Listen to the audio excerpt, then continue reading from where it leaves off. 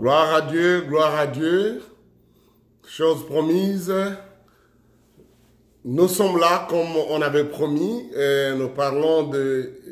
nous sommes dans cette série sur la pandémie des coronavirus COVID-19. J'avais promis que nous aurons une série. Voilà que nous avons eu une première intervention hier en français, et puis j'ai fait une aussi intervention particulière à tous nos frères et sœurs de Congo-Kinshasa, qui était un peu lingala français. Donc, nous revenons aujourd'hui pour continuer cette série qui, en quelque sorte, est une autre contribution dans la situation de cette maladie, de ces problèmes qui menacent le monde entier. Donc, si vous êtes là, faites connaître à vos amis, invitez-les, partagez avec eux. Et comme j'avais dit hier, nous avons ça en Facebook Live, mais en même temps aussi, nous aurons ça une heure après sur YouTube. Donc, vous pouvez voir, peut-être la qualité même de YouTube est beaucoup meilleure par rapport à la qualité de l'image. Mais du moins, nous sommes là pour tenter de nous entraider. Une autre chose que je voudrais préciser, c'est qu'on viendrait chaque jour avec un thème. Le premier jour, c'était, j'ai abordé des choses en général. Et aujourd'hui, en particulier, je voudrais parler des coronavirus avec l'Église, et c'est une surprise, et c'est une attaque, c'est un défi, c'est une opportunité. Donc, tenter de répondre à ces questions, ce qui fait qu'aujourd'hui, nous avons aussi la possibilité de vous permettre de poser des questions. Si vous avez des questions à poser, vous pouvez les écrire directement sur notre page. Et comme ça, nos frères qui sont à la technique m'apporteront vos questions et nous pouvons répondre. Mais moi-même, je suis déjà là avec une série de questions. Donc, la première série, c'est dans l'intitulé même de notre sujet d'aujourd'hui, c'est est-ce que c'est une surprise pour l'Église? C'est un défi, c'est une attaque, et c'est une opportunité. Comment nous devons réagir, en quelque sorte, la question, quelle doit être notre attitude, la place de l'Église en face de ces problèmes de coronavirus? Hier, j'avais commencé par dire que c'est pas quelque chose qui devait être étrange en tant que tel. Dans son sens normal, c'est que Jésus avait prédit et que ça ferait partie des signes des temps de la fin. Et nous avons lu Luc chapitre 21, que je vous recommande de relire encore parce que ça donne beaucoup de détails. Et dans sa dimension de pandémie aujourd'hui, c'est là où viennent toutes les questions. Donc, est-ce que vraiment c'est normal que Dieu, en fait, que les choses comme ça arrivent? Peut-être même les grandes questions, est-ce que ça vient de Dieu, puisque Jésus l'a dit, ou ça vient des hommes? Et j'avais dit hier que cette question de la recherche de qui est le sorcier est un vrai problème. Et je préfère peut-être pas entrer dans ces débats. J'ai des informations que je peux avoir, j'ai des points de vue que j'ai autour de ça. Mais présentement, je préfère dire on n'a pas besoin de chercher d'abord qui a mis le feu dans la maison. Mais la maison brûle. Et nous devons faire quoi en face de ces feux qui est là? Devons-nous allumer davantage de feux ou devons chercher des façons d'atteindre? Et après, peut-être, on aura suffisamment de temps à être reposé, à découvrir qui sont à la base ou qu'est-ce qui fait que ça soit. Mais d'une façon générale, en tant qu'Église, nous devons comprendre que tous ces événements cachés, fâchés ou ces calamités viennent à cause de la méchanceté du cœur de l'homme depuis les jardins d'Éden. Donc, ça peut faire partie du châtiment de Dieu, ça peut être partie de l'action du diable qui veut nuire. Donc, ce qui fait que la réparation, les solutions doivent être celles que nous cherchons auprès du Seigneur.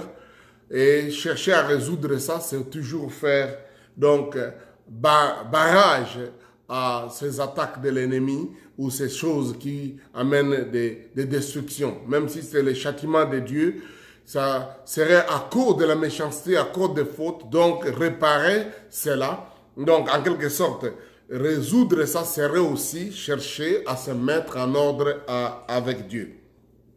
Donc, ça, c'est ma façon de percevoir les choses. Nous sommes dans une situation grave et sérieuse. En commençant aujourd'hui, je voudrais dire, puisque c'est le 1er avril, coronavirus n'est pas le poisson d'avril. Ce n'est pas une certaine façon de chercher à tromper, à aggraver les choses comme on a l'habitude de croire que le poisson d'avril est né à l'époque où c'est justifié du fait qu'à un moment, pendant la Pâque ou pendant la Passion de Christ, un de ses apôtres a renié Christ. Et beaucoup de gens ont trouvé ça comme une occasion pour faire du mensonge une blague. Et aujourd'hui, nous sommes en train de vivre beaucoup de dégâts, surtout autour des fake news, des gens qui inventent des histoires et parfois qui sont très très dangereuses. Autrefois, poisson d'avril, c'était juste pour blaguer, mais maintenant, ça commence à devenir quand même dangereux que d'oser mettre ça dans le même sens. Donc, coronavirus n'est même pas arrivé le 1er avril, donc nous ne pouvons pas prendre ça comme poisson d'avril.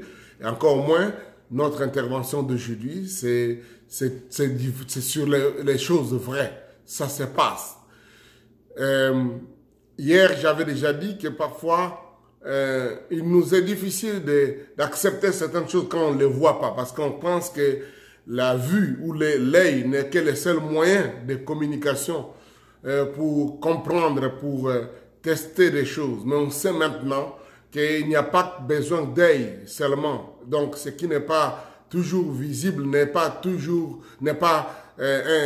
inexistant. Donc, avant on disait je croirais en Dieu parce que si je le vois. Aujourd'hui, on connaît que scientifiquement, il ne faut pas seulement voir une chose pour croire en ça. Donc, c'est peut-être même une ignorance grave que de prétendre que je ne veux pas croire à une chose parce que je ne la vois pas, parce qu'il y a plusieurs autres moyens.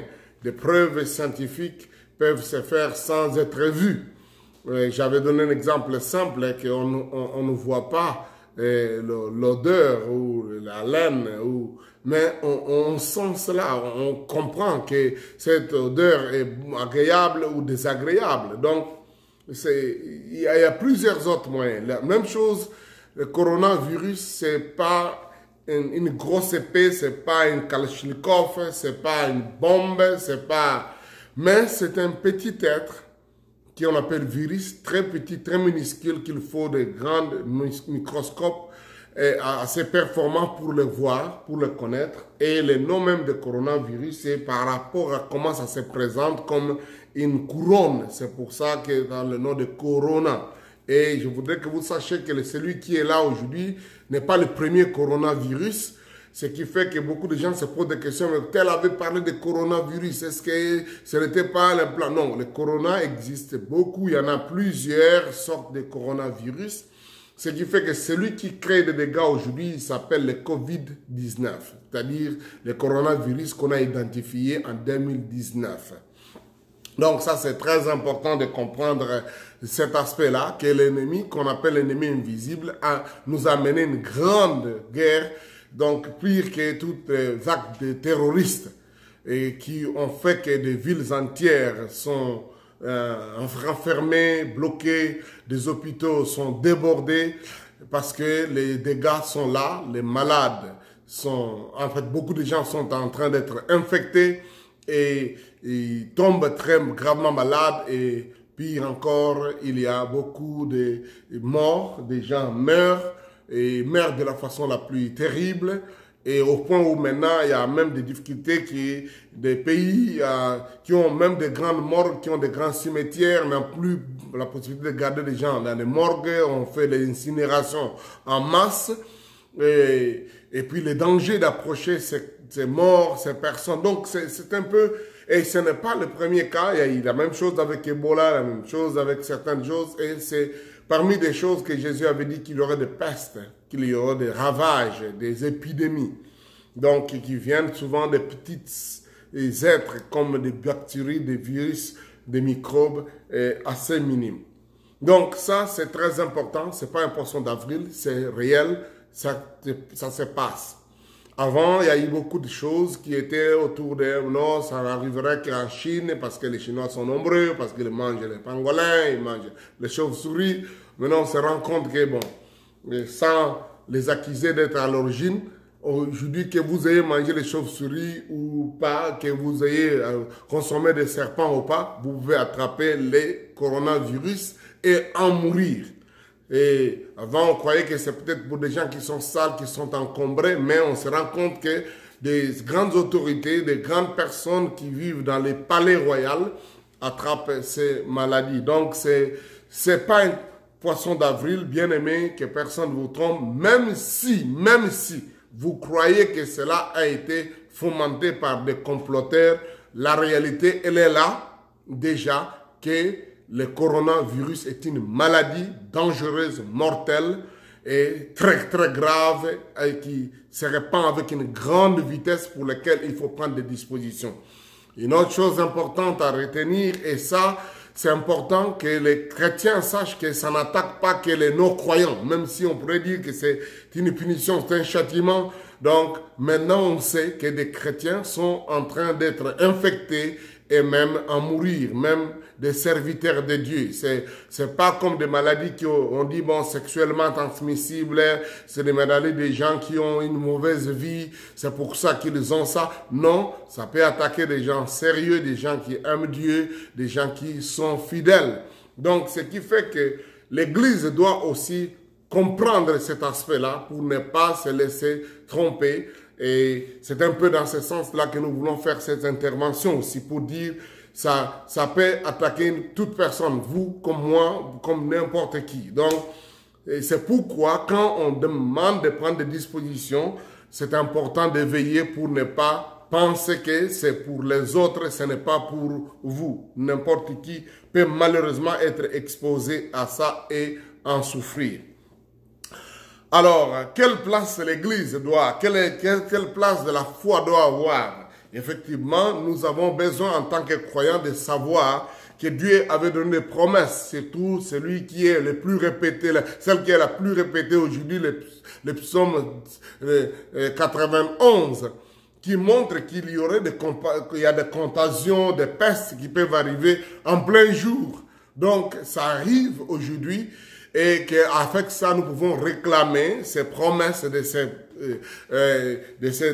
psaumes ou de plusieurs autres promesses de la Bible pour tenir ferme. Et moi, je commence à croire que l'Église, la première attitude que nous devons avoir, c'est l'attitude de la foi, de ne pas renier notre Dieu, de ne pas se fâcher contre Dieu, parce qu'il y a beaucoup de gens qui trouvent un prétexte pour dire, voilà comment Dieu a permis ça, alors ils se fâchent contre Dieu. Les croyants doivent rester attachés à la foi au Seigneur parce que en fait, se fâcher contre Dieu et renier la foi en Dieu ne vous guérira même pas. Au contraire, croire en lui et lui faire confiance apporte la guérison. C'est la raison pour laquelle les croyants doivent aussi mobiliser beaucoup d'autres gens de croire en Dieu, de prendre ces promesses qu'il y a où Dieu dit « Je serai avec vous lorsque vous traverserez de telles choses ». Cette promesse doit être répandue, proclamée et même en faire une opportunité pour que les gens se confient au Seigneur et soient sous l'ombre du Tout-Puissant. C'est là en Christ et la Bible nous montre des exemples, comme j'ai fait allusion hier, qu'il y a eu des moments où des peuples entiers étaient mordus par des serpents. Mais Dieu a dit à Moïse de faire un serpent d'airain qui est devenu un signe d'ailleurs de plusieurs pharmacies et plusieurs domaines médicaux, de mettre un serpent sur un poteau. Et quand Moïse a admis cela, et vous comprenez pourquoi beaucoup de pharmacies ont ces petits signes. Donc, la Bible dit que quiconque avait été mordu par les serpents, quand il a regardé ces serpents-là, que Moïse avait fait, qui était un serpent en cuivre, donc en airain. Donc quand les gens regardaient ça, ils étaient guéris. C'est le mystère de la foi, de la capacité de la foi de nous donner des solutions, même quand elles peuvent être appliquées à distance. Mais Jésus a dit que lui était ces serpents, c'est Moïse avait mis sur les poteaux, et que quiconque croyait en lui, quiconque les regardait, conserverait la vie, même s'il était mordu par les diables, par les maladies, par les péchés, par tout autre problème. Donc, ce qui fait que le coronavirus fait partie des choses pour lesquelles Jésus est mort à la croix. Nous pouvons faire confiance à Dieu pour être guéris et nous pouvons enseigner d'autres gens à faire cette même confiance au Seigneur, à être protégés. Qu'arriverait-il si quelqu'un croit ça et il meurt? Oui, mais du moins l'avantage, c'est qu'il reconnaît le Seigneur et il a une garantie de vie éternelle. Il a eu l'occasion de se mettre en ordre. Moi, je crois que ça, c'est le travail que l'Église doit apprendre pendant ce temps ici. Donc, moi, je crois que la place de l'Église et de la foi, c'est la protection d'abord. Et en même temps, c'est apporter la guérison. Et même quand les gens meurent, apporter la consolation. Moi, je crois que l'Église a un grand rôle de consolation. À une époque de pandémie, il y a toujours une dimension terrible de la peur, de la terreur, où les gens ont peur. Et la peur diminue la capacité des gens de résister même aux maladies physiques. Parce que ça diminue les stress, ça diminue votre capacité d'immunité. C'est pourquoi le travail de l'Église, c'est de répéter ce texte de la Bible qui dit « Ne craignez pas, n'ayez pas peur, fortifiez-vous, je serai avec vous ». Donc nous allons voir ça dans plusieurs, 365 fois dans la Bible, Dieu dit qui ne craignez pas, n'ayez pas peur, fortifiez-vous, soyez confiants. L'Église, nous croyants, nous devons nous répéter ces choses et répéter aux autres. C'est pourquoi j'ai dit même, dans ce moment de confinement, n'hésitez pas de lire la parole de Dieu et de la proclamer auprès des amis, de prêcher, les églises, même si vous devez obéir à certaines contraintes où on vous dit de ne pas vous réunir, n'arrêtez pas vos cultes dans le sens de ne rien faire. Peut-être commencer à les faire dans les maisons, entraînant nos membres à des cultes de maison. C'est comme ça que l'Église a vécu d'ailleurs au début, pendant les périodes de persécution.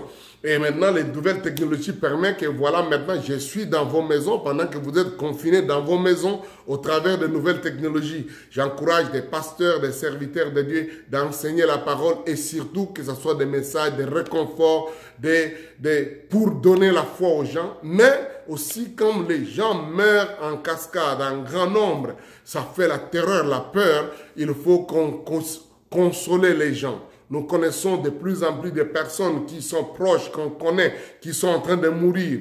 Donc, les familles ont besoin de la consolation. J'encourage tous les chrétiens, ne prenez pas le temps de chercher à connaître les sorciers, attaquer ici, cela. Consoler les familles éprouvées et donner l'air de se mettre encore en branle avec courage et de faire face à les situations et ne pas tomber dans le fatalisme. Donc, l'Église a ses rôles de consolation. L'Église a ses rôles aussi de préparation, d'annoncer aux gens les choses qui sont importantes à veiller pour ne pas se laisser contaminer, ne pas se laisser entraîner, mais aussi nous préparer par rapport à l'éternité, par rapport à l'avenir. Cette préparation est importante. Pasteurs, serviteurs de Dieu, préparons les gens à rencontrer Dieu. C'est ce que la Bible dit, prépare-toi à la rencontre de ton Dieu. Il est temps que les gens puissent être prêts à comprendre que la mort peut nous surprendre chacun de nous. Vous et moi, et tous, nous sommes mortels, on peut en mourir, quel que soit l'état, quelle que soit la situation sociale, quelle que soit la quantité d'argent qu'on a accumulé, quelle que soit l'influence de la célébrité, on se rend compte maintenant, des riches sont en train de mourir, des célébrités sont en train de mourir, des athlètes sont en train de mourir, ou attraper des maladies, donc les pauvres sont... Donc il faut qu'on puisse prendre le temps de nous préparer par rapport au retour du Christ, parce qu'effectivement, Christ revient, mais aussi à une éventualité d'aller rencontrer le Seigneur individuellement par une mort personnelle. Qu'est-ce que nous serons lorsque nous aurons rencontré le Seigneur? Mais notre travail important de l'Église, c'est peut-être expliquer certaines choses, en particulier ce qui se passe. Alors, je voulais avoir quelques textes bibliques rapidement pour parler de ces réalités de la place de l'Église et la place des choses qui se passent et qu'est-ce que l'Église fait. J'ai dit déjà Luc chapitre 21, nous avons lu ça hier, que je vous recommande de relire encore. C'est un texte important. Luc 21 vous donnera un peu beaucoup de détails sur le fait que Jésus avait promis que ces choses ici devaient arriver. Donc, vous les lisez et ça vous permet d'avoir une idée de sérénité, de confiance que Dieu avait déjà dit ça. Une autre chose, dans Luc 21, j'ai dit à partir du verset 1er jusqu'au verset 38. Mais aussi, lisez Matthieu chapitre 24, où on dit que Dieu raccourcirait ce temps à cause des élus, à cause des croyants, à cause de l'Église. Aujourd'hui, dans ce même angle, je voudrais lire deux passages de l'Écriture pour comprendre pourquoi les gens peuvent nous blâmer quand des choses comme ça arrivent. Pourquoi les gens doivent croire, s'attendre à ce que l'Église fasse quelque chose. Et si ça n'arrive pas, nous, l'Église, nous avons une certaine part de responsabilité. D'abord, la première chose, dans 2 Thessaloniciens, chapitre 3, il nous est clairement présenté que l'Antéchrist viendrait. Cette force de mal, cette puissance de l'ennemi qui ferait du mal. À partir du verset 1er, vous pouvez lire jusqu'au verset 12. Que cet Antéchrist, cette puissance satanique viendrait et ferait beaucoup de mauvaises choses. Quand on parle qu'ils feront des miracles, pas nécessairement de bons miracles, mais il y aura aussi des miracles, des choses comme celles que nous vivons maintenant, des gens qui sont inspirés à faire du mal, à convaincre, à comploter, à faire de mauvaises choses. Même aussi le diable lui-même a envoyé ses anges exterminateurs, ces démons, ces esprits mauvais qui peuvent inciter des maladies, qui peuvent inciter des guerres, qui peuvent inciter des conflits. Mais ce qui est intéressant, c'est qu'il ferait ça pour se faire adorer, pour que les gens se courbent, les gens lui obéissent, les gens soient sous ses ordres. Cet adversaire, il se lèvera contre tout ce qu'on appelle Dieu ou qu'on adore pour que lui soit adoré. Mais la mère des choses, les mystères des mystères, la mère des choses se trouve au verset 7 dans 2 Thessaloniciens 3. Car le mystère de l'iniquité est déjà là.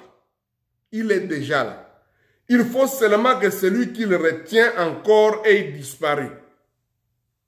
Alors, je voudrais retenir ici, je sais que c'est un texte important dans le point de vue d'interprétation eschatologique de la tribulation, pré-tribulation, mid-tribulation, millénium, mais le verset ici dit quelque chose, que l'ennemi est là, il devait faire n'importe quoi. Il est déjà là, le mystère de l'iniquité, du péché, de la corruption, de vol, de prostitution, de guerre. Il est là en train de faire déjà beaucoup de choses. Mais, il a une chose qui l'arrête, qui l'empêche d'aller au-delà de ce qu'il devait faire. La méchanceté, elle est telle qu'au monde aujourd'hui, s'il n'y avait pas celui qui le retient, et en lisant avec beaucoup d'autres versets de la Bible, on se rend compte qu'il doit être question du Saint-Esprit, mais surtout il doit être question de l'Église.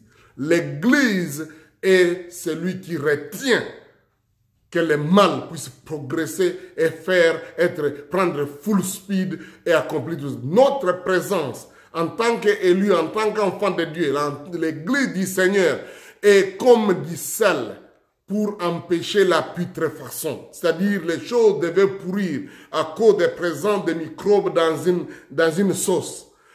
Mais ça ne pourrit pas à cause de la présence du sel. C'est celui qu'on appelle celui qui retient, qui empêche la décomposition totale, qui empêche la multiplication des microbes. C'est là la place de l'Église. Et je voudrais que nous puissions comprendre ça de tout cœur. Nous sortons de cette réflexion comme ça. Les mâles, les sorciers, les forçants de mal, les comploteurs sont nombreux dans le monde. Ils sont même peut-être proches de nous dans nos institutions. Ils sont même dans nos familles. Les voleurs, les prostituées, les menteurs, les brigands, les rusés, ceux qui veulent détruire, casser. Ils sont là, l'esprit mauvais de l'Antéchrist est en train d'inspirer beaucoup de gens. Mais ils ne sont pas capables d'aller au bout de leur mal à cause de notre présence. À cause de toi et moi, à cause de l'Église. Nous sommes cette présence qui retient, qui bloque à ce que le mystère, l'iniquité ne puisse pas avoir la plénitude de faire. Donc, nous sommes là comme des agents gênants. Nous gênons. En fait, nous empêchons que l'iniquité, que le massacre de la puissance des ténèbres puisse se faire. Par nos prières, par notre présence, par notre foi. Ce qui fait qu'il y a des guerres, il y a des conflits, il y a des massacres dans plusieurs milieux. Et les chrétiens, leur présence, sachez-le, ce n'est pas une présence inutile. Il y a beaucoup de dégâts, beaucoup de choses qui se font. Il y a certaines villes où il y aurait même des morts en cascade, des nations qui pourraient même disparaître. Mais c'est comme l'histoire de Sodome et Gomorrhe. À cause, Abraham a demandé à Dieu, il dit, tu veux détruire Sodome et Gomorrhe. Mais s'il y a un juste là, est-ce que tu détruiras? S'il y a 50 justes, tu détruiras? Dieu dit non. S'il y a 50 justes, je ne détruirai pas. Il dit, peut-être il n'y aura pas 50. S'il y a 40, est-ce que tu vas détruire? Dieu dit non. Est-ce qu'il y a 30? S'il y a 20? Donc il est arrivé jusqu'à 5. Parce qu'effectivement, dans Sodome et Gomorre, il n'y avait que Lot, sa femme, ses 2 filles, qui étaient fidèles. Donc, et je crois que l'intercession d'Abraham, s'il avait continué à dire, s'il y a un seul juste, probablement, Sodome ne serait pas détruit. Mais il a demandé jusqu'à 5 et il n'y avait que 3. La conséquence, Dieu a envoyé les anges pour retirer, pour que Lot et les 4, donc sa femme et ses 2 filles sortent de la ville et on devait détruire la ville. Donc notre présence dans nos familles, dans l'endroit où nous sommes, est un élément gênant pour que l'iniquité, pour que la force du mal, la méchanceté puisse continuer de faire. Et je crois qu'il est important que chaque croyant, chaque pasteur, chaque enfant de Dieu commence à se considérer ainsi. Si nous vivons dans un environnement où il y a trop de prostitution, nous devons savoir que notre présence est pour empêcher cette prostitution. S'il y a trop de corruption, la place de l'Église de servir cet empêchement pour que la corruption puisse se faire. Aujourd'hui, on a l'impression que les chrétiens acceptent seulement d'être des victimes des attaques des autres, d'être des victimes de la corruption, de l'injustice. Mais les chrétiens doivent aussi prendre leur position pour dire, je reste aussi comme un obstacle. Si tout le monde triche, à cause de moi, je vais exposer ça et je vais arrêter cela. Donc nous pouvons nous engager en tant que croyants, d'être des obstacles, d'être ceux qui retiennent pour dire, plus jamais le mal continue, la plaie est là, elle est en train d'avancer, d'attaquer beaucoup de gens, mais ma présence arrête cela. Sachons-le, nous nous retrouvons dans certains endroits, pas parce que nous voulons juste être présents. Parfois, nous sommes mécontents parce que nous ne voulons pas être là. Mais Dieu sait que ta présence à cet endroit-là est en train d'empêcher une manifestation magique, une manifestation de sorcellerie, une massacre, une corruption qui est devenue une façon de vivre dans un environnement. La présence de l'Église, la présence des croyants, la présence des serviteurs de Dieu. C'est pourquoi j'ai toujours dit qu'il est important que les chrétiens soient dans toutes les sphères de la vie. Que notre influence et notre impact se manifeste par notre présence, par nos déclarations, par notre attitude. Moi, je crois que c'est important qu'on ait des chrétiens dans le domaine de la science, dans le domaine de l'éducation, dans le domaine de la politique, dans le domaine des découvertes, dans le domaine des décisions, qu'il y ait des croyants. Notre présence, nous sommes là pour retenir. Je ne sais pas si quelqu'un me comprend. Donc, nous avons une place pour empêcher que les forces du mal ne puissent pas avoir liberté de faire ce qu'elles veulent. Nous sommes ceux qui retiennent les mystères de l'iniquité. Pour que l'iniquité, pour que le mal, pour que la méchanceté. Jésus dit, l'iniquité aura accru que la charité de grand nombre diminuera, mais ceux qui persévéreront jusqu'à la foi seront sauvés. À cause des élus, nous pouvons faire face de cette pandémie pour dire à Dieu, Dieu, à cause de moi, à cause de ton Église, arrête cette pandémie. À cause de nous sommes ceux qui peuvent arrêter la présence du mal. Et comprenons cet aspect-là, c'est très important. Ne prions pas seulement des prières égoïstes. Seigneur, protège-moi, protège ma famille. Disons, Seigneur, je suis là. À cause de moi, Seigneur, épargne même ces gens qui ne croient pas, qui sont méchants, ces gens qui font. À cause de moi, fais que cette maladie s'arrête à cause de ma présence. Je crois que cela est très important. Nous sommes de ceux-là. Si nous laissons nous baissons les bras et nous laissons ces choses, qu'est-ce qui va arriver? la puissance de Satan fera toutes sortes de miracles, des signes, des produits, des mensonges, avec des séductions de l'iniquité pour ceux qui périssent parce qu'ils n'ont pas reçu l'amour de la vérité. Ça, c'est sur verset 10. Donc, pour être sauvés. Ainsi, Dieu leur envoie une puissance d'égarement pour qu'ils croient au mensonge, afin que tous ceux qui n'ont pas cru à la vérité, mais qui ont pris plaisir à l'injustice, soient condamnés. Vous voyez, l'Église, nous avons une place particulière pour retenir, pour empêcher, pour bloquer. Moi, je crois que même dans des situations telles que certaines nations où la corruption est devenue pandémique, il est temps que l'Église commence à préparer des vraies chaînes, des vrais mouvements, d'arrêter la corruption. De prendre des gens qui prennent des décisions pour dire « je m'engagerai » non seulement à ne jamais tricher, mais à empêcher que ceux qui trichent soient incapables qu'on ait à tricher à cause de ma présence. Ceux qui volent, qui corrompent, qu'ils soient capables, qu'ils soient exposés, qu'ils soient en difficulté, qu'on les empêche de continuer à faire ce qu'ils font. Moi, je crois que c'est une des raisons pour lesquelles tu es là où tu es. Et quand nous ne faisons pas ce travail, moi, je crois que le monde a même raison de réagir contre nous pour dire « vous êtes responsable de ce qui est arrivé ». Et nous voyons ça dans un récit de la Bible. J'aimerais vite lire ça, mais je vous recommande d'aller lire ça à la maison.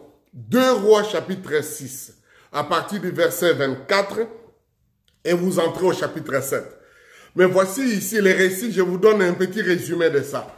Il y a eu un prophète en Israël qui s'appelait Élisée, un prophète formidable, un homme de miracles, des signes et des prodiges, qu'il faisait des miracles dans tous les domaines, des guérisons, des purifications, même des purifications des rivières, beaucoup de sortes de miracles, des gens qui étaient stériles, qui ont eu des enfants, des résurrections même de morts. Et cette fois-là, son pays était en guerre contre un autre pays qui était la Syrie. Le pays, c'était Israël, en Samarie.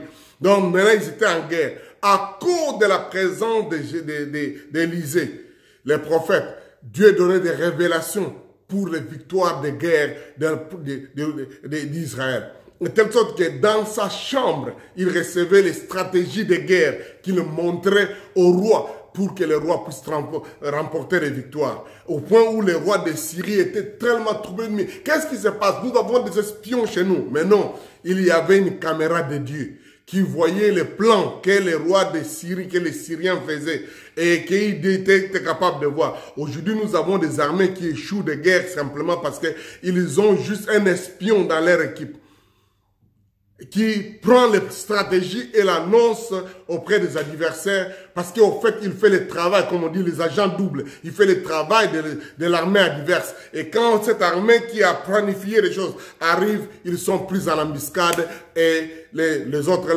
ils essayent plusieurs fois, ça ne marche pas. Aujourd'hui, nous nous retrouvons même, ça c'est même pas de Dieu, mais techniquement, on a des choses comme ça. Aujourd'hui, il y a des armées qui ont des difficultés, ils font une réunion, un des généraux, un des membres du comité a son téléphone ouvert ou a une caméra sur son bouton, sur son bic, qui filme toute la stratégie. Et cette caméra est branchée sur l'état-major de l'autre camp ennemi. Au moment où vous êtes en train de faire la stratégie, les autres écoutent tous les détails. Où est-ce que vous allez attaquer et ils viennent vous attaquer. C'est la raison pour laquelle je dis à chacun de nous devons veiller. Nous vivons une époque terrible. Une époque où on a des caméras dans tous les sens. On a maintenant des images, des gens, même des nullités, des gens qui croyaient que je peux faire cette chose seul dans un coin. Mais sachez-le, il y a une caméra qui peut vous voir. À l'époque d'Élisée, il n'y avait pas de telle caméra, mais lui, il était cette sorte de caméra qui voyait les choses. Et Israël a dit des victoires. Mais à un moment donné, il y a eu un autre roi qui est arrivé. À partir du verset 24, 2 Rois chapitre 6. On nous dit, après cela, Ben-Hadad, roi de Syrie, ayant rassemblé toute son armée, monta et assiégea Samarie. Et il y eut une si grande famine dans Samarie, qu'ils les serrèrent tellement qu'une tête d'âne valait 80 cycles d'argent et une quarte de capes de fientes de pigeons, 5 cycles d'argent. Donc, il y avait tellement une famine. Les chiffres qui sont donnés là, c'est trop simple à comprendre. C'est-à-dire les choses ont tellement augmenté de prix instantanément. Parce que La loi de l'offre et de la demande, quand quelque chose est rare, c'est clair, et ça devient cher. J'ai entendu des gens qui ont vu des choses qui coûtaient 2 dollars.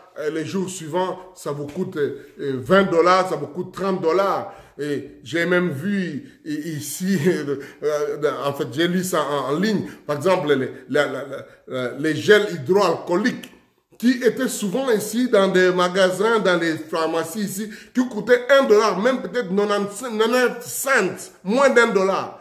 Et quelqu'un a dit maintenant le prix de ça c'est 1300 fois plus cher. C'est-à-dire, ça vous coûte 13 dollars. Il y en a qui coûtent même plus que ça. Donc vous pouvez comprendre que la rareté amène la cherté. Et la famine était tellement grande que la nourriture était devenue très très chère. Au point où un couple s'est arrangé en fait, un groupe de 2 femmes se sont arrangés de faire une mutuelle de manger la chair de leurs enfants. Quand la famille est à ce point qu'un peuple de Dieu commence à manger, à faire les ristournes de manger les enfants, vous comprenez là, combien c'est dur. Donc, 2 femmes se sont dit, bon, nous avons tellement eu faim, on n'a pas mangé, on a tout mangé, tout ce qu'il y avait dans les magasins, tout ce qu'ils pouvaient faire comme provision, tout ce qu'il y a dans les champs, il n'y avait plus rien, la ville est achégée, il nous reste que les enfants. Ils se sont convenus. Aujourd'hui, on mange mon enfant, et après, la fois suivante, on mangera l'enfant de l'autre. Donc, en se convenant cela, cette dame-là a accepté, on a mangé son enfant. Je ne sais pas quelle glottonnerie ils avaient pour terminer ça rapidement. Et le jour suivant qu'on devait manger l'enfant de l'autre fille, la femme-là a refusé. Cette femme-là a crié, est allée auprès du roi et dit, elle pleurait, lui cherchait les secours. La Bible dit, donc quand elle prenait, donc verset 28, on dit, le roi lui dit, qu'y a-t-il? Qu'y a-t-il? Donc, cette femme dit, donne-moi, donc, en fait, j'aimerais qu'on lise partie d'un verset 26. Et comme le roi passait sur les murailles, une femme lui cria, sauve-moi, ô roi, mon Seigneur. Et il répondit, si le Seigneur, l'Éternel ne te sauve pas, avec quoi te sauverai-je? Avec le produit de l'air ou du pressoir? Donc, à une époque où le roi arrive à ce niveau, il ne sait même pas comment secourir. Jésus a dit, les nations ne sauront que faire. Peut-être nous sommes en train de vivre ça. Et le roi lui dit, qu'as-tu? Elle répondit, cette femme-là m'a dit, donne ton fils, nous le mangerons aujourd'hui et demain nous mangerons mon fils. Et nous avons fait cuire mon fils et nous l'avons mangé. Et le jour suivant, je lui ai dit, donne ton fils et nous le mangerons. Et elle a caché son fils.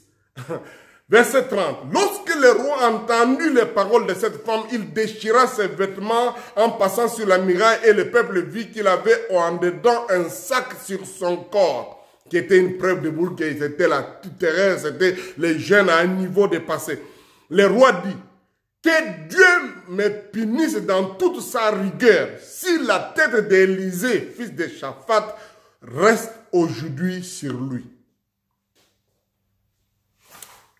Élisée continue l'histoire, je ne vais pas aller dans le détail.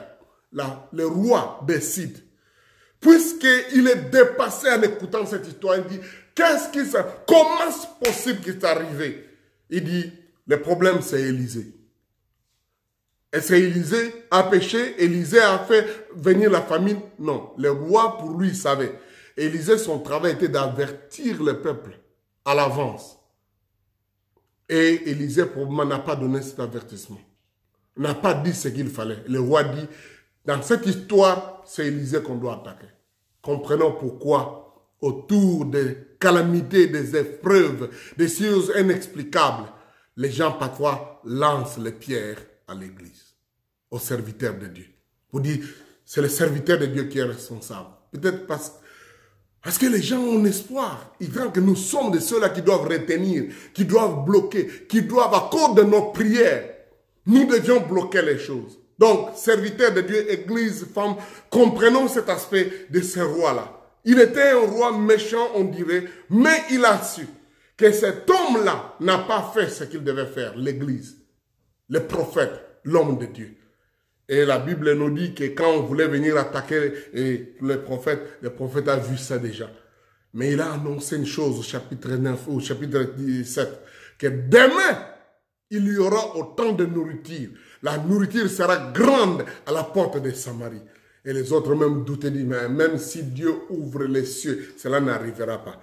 Je voudrais que chacun de nous, en tant qu'Église, apprenons à connaître que nous avons une grande responsabilité.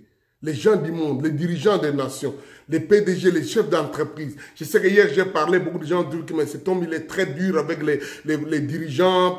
Pour mon intervention à Lingala, j'ai parlé beaucoup du président de Congo-Kinshasa, pour qui j'ai pris. Mais j'ai dit, il est temps, il doit faire, il doit agir, quelque chose doit se faire. On doit arrêter les gens qui corrompent, qui trichent, qui volent. Parce qu'il est temps que l'Église, nous puissions tenir notre langage pour mettre les autorités en face de leurs responsabilités. Et je sais que beaucoup de gens vont dire, je tiens ce langage en croyant qu'en tant que prophète, en tant que serviteur de Dieu, l'Église a la responsabilité de dire à ceux qui dirigent ce qu'il faut, ce qui ne marche pas et comment on doit sortir de cette situation. Je crois ça. C'est pas parce qu'on veut être politicien. Je crois, et je sais que ça tire la persécution, les attaques, tout ça. Mais ça, c'est notre tâche. Nous sommes les seuls. Pour que les choses ne puissent pas continuer à pourrir, il faut que l'Église prenne sa responsabilité. L'Église ne doit pas toujours parler n'importe comment, mais l'Église ne doit pas aussi se taire quand il y a des choses dont on sait qu'il y a des choses qu'on ne doit pas laisser passer. Ça, je le crois de tout mon cœur. Donc, et voilà, ici le prophète, le roi dit, Élisée est responsable. Et la conséquence, Élisée prend sa responsabilité, il déclare les choses. Il ne disait pas que j'ai beaucoup d'argent, je vais mettre l'argent, ça va changer les choses. Mais il a cru en un Dieu qui peut obéir ou qui peut entendre la voix de son serviteur et répondre. Je crois qu'aujourd'hui, tout le monde est en train de regarder à l'église. J'ai vu même une nation, un premier ministre, où les responsables du pays a demandé aux chrétiens de sortir, aller sur les lieux publics. Il dit, nous avons essayé tout ce que les médecins ont pu faire, les scientifiques, nous sommes débordés, tout est en dehors de notre contrôle. Sortez, allez prier. Et la nation entière, en face du confinement, mais ils ont dit, pour ça, nous devons sortir. Il a dit, regardons au ciel. Et la vidéo est sur les médias sociaux, on voit. Donc, je crois que les gens qui dirigent regardent vers nous. Qu'est-ce que l'Église dit? Qu'est-ce que l'Église doit faire? Qu'est-ce qu'il faut faire? Comment il faut réagir à ça? Et comment est-ce que nous réagissons par rapport à la foi? Jésus a dit, si vous avez une foi plus petite qu'un grain de sénévé, vous pouvez dire à cette montagne, ôte-toi de ça et jette-toi dans la mer. On ne nous demande pas d'acheter des bulldozers, mais on nous demande d'exercer notre foi. L'Église peut ne pas avoir l'argent pour avoir de grandes entreprises, mais elle a la foi d'une déclaration. Nous devons nous comporter comme des gens qui sont des représentants du Dieu vivant. Et malheureusement aujourd'hui, non seulement l'Église ne fait pas son travail, mais peut-être même l'Église dérange davantage, donne des sons en désordre. Les choses sont telles que les gens continuent à blâmer l'Église. Je ne donne pas ici les armes à ceux qui sont contre l'Église, qui n'aiment pas prier. Je ne donne pas ici les armes aux autorités, mais je voudrais dire, là, il faut que les jugements commencent par chez nous-mêmes à l'Église. L'Église, voyons quel est notre rôle. Qu'est-ce que nous jouons comme rôle dans nos nations, dans les endroits où nous sommes, dans nos familles. Toi, chrétien, tu es l'Église. Quelle place tu as? Comment tu agis par rapport à ce qui est en train de se faire?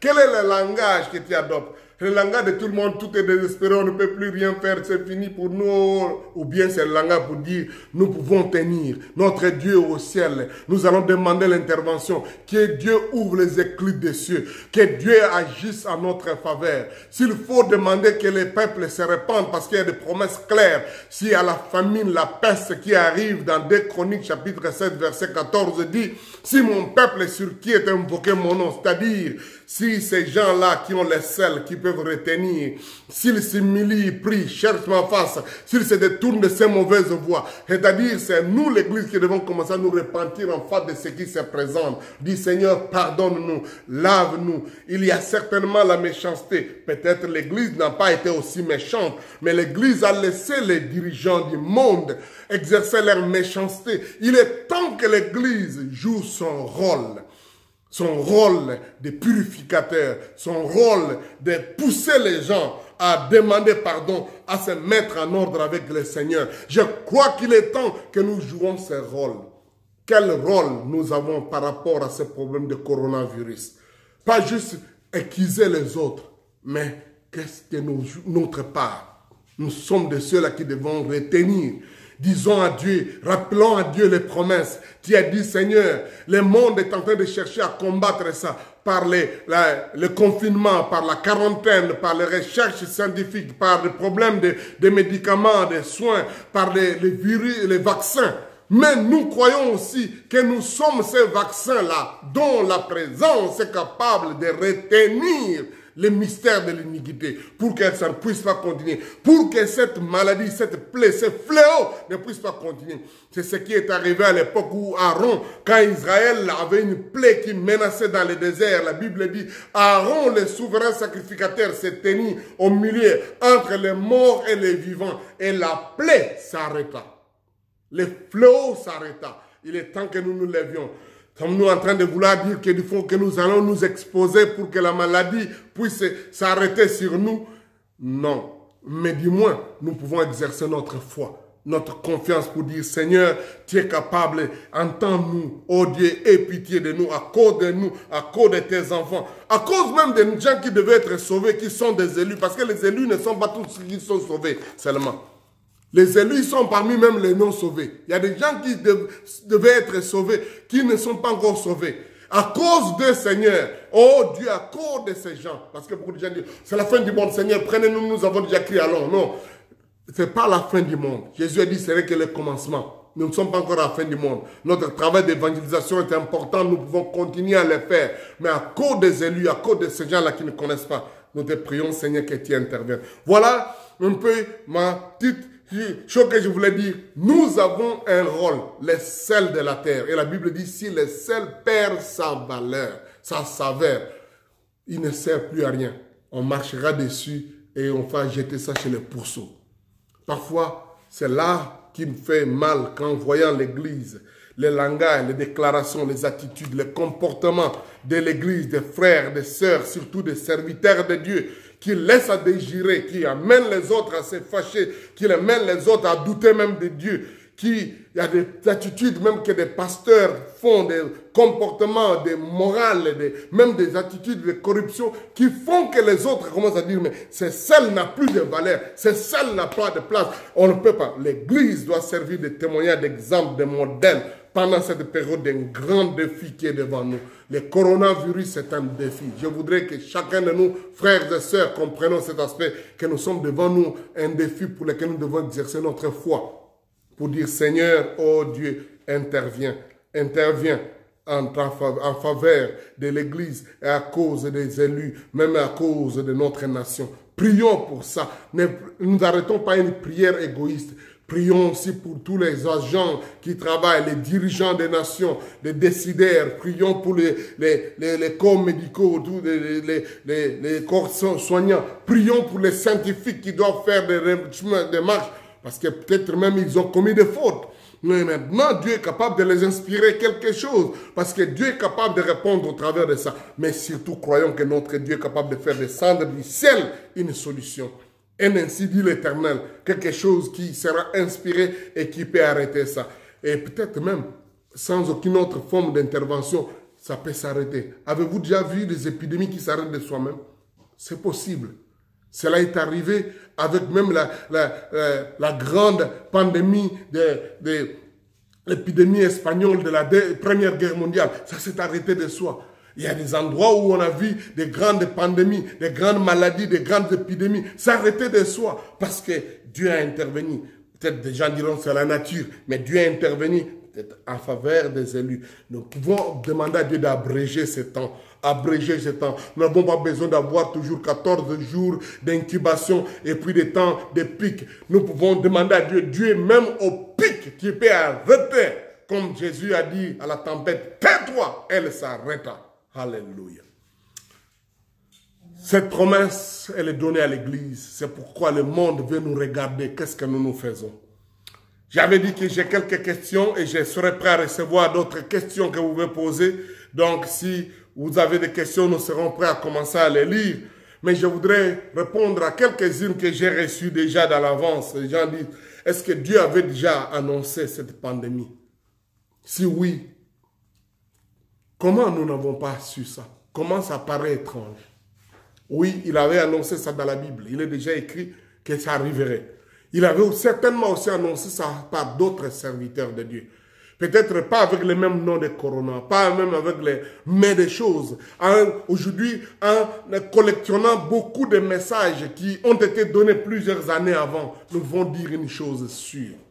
Comme Amos chapitre 3, verset 7, 1 à 7 d'ailleurs, dit que Dieu ne fait rien sans qu'il ait annoncé quelque chose à ses serviteurs, les prophètes. Je ne pense pas qu'une pandémie de cette ampleur soit arrivée et qu'il n'y ait pas eu des gens qui ont dit ça. C'est nous peut-être qui avons une sourde oreille, une façon mauvaise d'interpréter les choses. Peut-être même parce qu'on a repoussé ces gens-là, ces serviteurs, ces prophètes. Mais aussi peut-être parce que nous avions voulu que ce soit par un prophète dont l'ainsi dit l'Éternel est connu. Mais Dieu peut utiliser quelqu'un, un enfant, d'autres gens qui ne sont pas peut-être de la nature de ce que nous savons. Nous pensons être des vrais prophètes. Dieu peut utiliser des gens. Il peut même annoncer ça à des gens comme de Nabucodonosor. Dans Daniel chapitre 2, on nous montre que Dieu a révélé des choses à Nabucodonosor par les songes. Il était troublé. Les choses concernaient lui et son royaume. Dieu n'a pas dit ça à un serviteur de Dieu, mais il a dit ça à ces gens. Et lui maintenant avait besoin d'avoir une équipe pour interpréter. Il a même oublié son propre songe. Il a même oublié, mais il était tellement terrifié par ce qu'il a vu. Et c'est là où on voit Daniel venir intervenir. Daniel, quand on voulait tuer tout le monde, Daniel a dit non, laissez-nous un peu de temps, on va prier. L'Éternel va nous dire. Et la Bible dit, Daniel a dit que Dieu est le Dieu qui révèle des secrets, des choses profondes. Et il a révélé ces secrets à toi, Nabucodonosor, parce que la chose est sérieuse et voici ce qu'il faut faire. L'Église doit aussi être prête à comprendre que Dieu peut parler par des gens dont nous ne pensons pas qu'il peut parler à travers d'eux. Aujourd'hui, nous avons pas seulement des gens comme ceux de prophétie. Il y a des gens qui font seulement des projections, des perceptions. Des gens dans certaines sciences, dans certains domaines, ils peuvent dire, tel que nous voyons les choses, on risque d'avoir une telle épidémie, on risque d'avoir telle chose. Ce n'est pas seulement parce qu'ils font partie d'un complot, mais parce qu'ils peuvent voir comme les choses sont. Il y en a qui ont dit, par exemple, que si une telle maladie arriverait, nous ne serons pas capables de faire face à ça. Je ne veux pas ici faire leur avocat. Ont-ils été dans un complot? Mais une chose est vraie. L'avertissement a été donné. Beaucoup de gens me posent des questions, mais comment nous pouvons voir que des gens comme Nostradamus a donné ces choses-là? Nostradamus ont vécu au 15e siècle. La première chose, j'aimerais que vous puissiez être très prudent avec l'histoire de Nostradamus. Il a écrit dans un langage compliqué, même comme les Français même ne comprennent pas toujours, de telle sorte qu'aujourd'hui, beaucoup de gens peuvent prendre n'importe quel événement pour interpréter que Nostradamus avait dit, parce qu'ils vont prendre des phrases qu'il avait dites qui sont parfois compliquées. Mais il a des choses qu'il a annoncées qui sont arrivées. Donc, Dieu est capable d'utiliser ces gens. Je ne veux pas dire qu'il était un agent du diable. L'Église a toujours eu des problèmes autour de ça. C'était un juif qui s'est converti au christianisme par son grand-père et son père aussi. Il connaissait la Bible, il lisait l'histoire juive, il lisait aussi les autres livres, il était un médecin, il a fait des voyages dans le monde, il a été dans plusieurs civilisations grecques et tout ça, italiennes. Il a lu beaucoup, il a écrit quelque chose de très compliqué qui fait que près de 4 siècles aujourd'hui, les gens trouvent toujours une façon pour justifier quelque chose qui arrive. Mais je pense que Dieu est capable d'utiliser n'importe qui. Il est capable de faire ça. C'est parfois nous qui avons les yeux fermés ou les oreilles fermées parce que nous sommes déjà figés. Nous avons un point de vue déjà que tel va faire. Mais je sais que Dieu doit avoir dit ces choses à ses serviteurs. Il doit avoir annoncé ça, peut-être pas même le même langage. Mais l'Église ou le monde n'a pas cru ça. Y a-t-il des prophéties qu'on ne croit pas? Même celles de Jésus, il y a des gens qui ne croient toujours pas ça. C'est pourquoi, en voyant déjà ce qui est écrit dans la Bible, nous devions accepter et croire ça, que Dieu avait déjà annoncé ça. Là, je crois. Donc, je crois ça. Ça, c'est la première question. Une autre question que je voudrais ici. Donc, il y a des gens qui posent des questions, mais pourquoi y a-t-il trop de nouvelles prophéties maintenant? L'Éternel m'a dit, le dernier vient de dire. Quelqu'un disait, mais Pourquoi ils n'avaient pas dit avant, maintenant ils viennent dire, l'Éternel vient de dire, Dieu vient de me dire. Et parfois leurs déclarations ont des contradictions. Pas seulement la contradiction de ce qu'il dit et qu'un autre. Même dans son propre message, le type là qui dit, Dieu a dit, il faut prier à telle heure. Et si vous ne partagez pas ça avec les autres, ça va. Il dit, mais Dieu vous a dit qu'il va arrêter ça. Et puis, donc, il y a tellement de contradictions. Les gens se posent des questions. Voyons pourquoi je dis ça. Bien aimé, Dieu parle. Mais c'est grave que de dire que Dieu a dit ce qu'il n'a pas dit. Et surtout, dire que Dieu m'a dit ce qu'il ne t'a pas dit. Comment nous vivons, nous, les êtres humains, quand tu vois quelqu'un en train de raconter là-bas, oh, tu vois, j'étais avec Sonny Moukenze, voilà ce qu'il a dit, il a dit, mais ce type-là, c'est où qu'il a appris tout ce qu'il a dit? Moi, je ne me souviens même pas avoir dit ça. Dieu, parfois, s'étonne comme ça, il dit, mais ces prophètes et prophétesses qui sont en train de raconter ce que Dieu a dit, ils ont eu ça où? La Bible dit dans Matthieu chapitre 12, versets 34 à 37. Et je vous encourage de lire les textes en détail. Matthieu chapitre 12, versets 34 à 37. Que des gens peuvent par leur orgueil, prononcer n'importe quoi. Et c'est de l'abondance du cœur que la bouche parle. Mais à la fin des temps, il dit, les gens rendront compte de toutes paroles vaines qu'ils ont prononcées. Des paroles inutiles. Nous vivons surtout une époque de médias sociaux où quelqu'un, il peut prendre son téléphone et commencer à dire, ainsi dit l'Éternel. L'Éternel vous dit, parce que c'est plus facile de le faire aujourd'hui et répandre. Partagez ça avec tout le monde. Le point où nous vivons maintenant, une époque où Jésus a dit que les gens vous diront, tel, je suis ici, vers ici. Il dit, ne croyez pas, ne vous laissez pas séduire. Donc nous vivons une époque où non seulement les fake news sont fake news dans le monde des journalistes, mais maintenant les gens se permettent facilement de dire Dieu m'a dit. Veillons. Il est vrai qu'il y a des orientations qui peuvent être locales, qui peuvent être spécifiques, qui peuvent être personnelles, que Dieu peut vous donner, qui peut donner à un endroit donné. Mais ça n'a pas une application générale, globale, partout, qui est même mauvais parfois de répandre ça. Aujourd'hui, on a des fake news, des nouvelles, le docteur tel a dit, docteur tel de tel hôpital de Ching de tout ça a dit, docteur de l'université de Harvard, tel centre médical de tel. Et quand vous utilisez ça, les médecins même disent, mais mon Dieu, c'est quoi tout ça? Comment c'est possible? Veillons en tant qu'Église. Ce sont des paroles vaines. Ne les répandons pas, surtout ne nous présentons pas ça. Je préfère que quelqu'un dise, je réfléchissais et je pense que ça peut être bon, utile pour vous. J'étais en train de penser ou de prier, voilà telle pensée qui m'est venue. Au lieu de dire, Dieu m'a dit. Parce que je vous l'ai dit, à la fin des temps, les gens auront à rendre compte de tous les ainsi dit l'Éternel qui n'étaient pas dit par l'Éternel. Le Dieu que nous servons jugera les gens qui ont utilisé son nom en vain. Ça fait partie des 10 commandements que tu ne prendras et tu n'utiliseras pas le nom de ton Dieu en vain.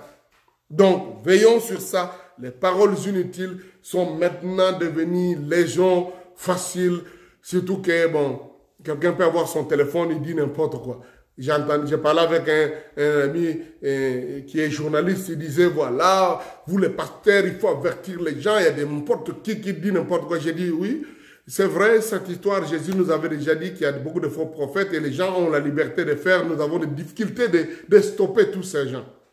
J'ai parlé avec lui quelques années, pendant 10 ans maintenant. Maintenant, je lui ai reposé la question, qu'est-ce que vous faites de tous ces journalistes qui racontent n'importe quoi, des fake news? Comment vous allez les bloquer? Il dit, parce qu'à l'époque, il disait, nous les professionnels, les faits sont nobles. Il faut les faits pour les raconter. On ne dit pas n'importe quoi. J'ai dit, maintenant, qu'est-ce que vous faites? Parce que les fake news se présentent comme des faits. Il y a même, les gens font les Photoshop, ils ont tous les vidéos possibles pour mettre les choses ensemble. Nous vivons une époque d'un déferlement, d'une prolifération de bruits, des erreurs, de fautes, qu'il faut de plus en plus être vigilant pour ne pas donner, comme dit, foi à n'importe quoi. La Bible dit, ne croyez pas à tout esprit, tout ne vient pas de Dieu. Veillons, Mais je crois que Dieu parle encore aujourd'hui. Dieu donne des ordres, Dieu donne des orientations qui sont peut-être individuelles, qui sont locales, qui sont pour certains groupes de personnes. Mais Dieu est capable de parler. Je crois ça de tout mon cœur. C'est pourquoi nous devons veiller. S'il y a une autre des questions, j'aimerais recevoir de quelques autres questions.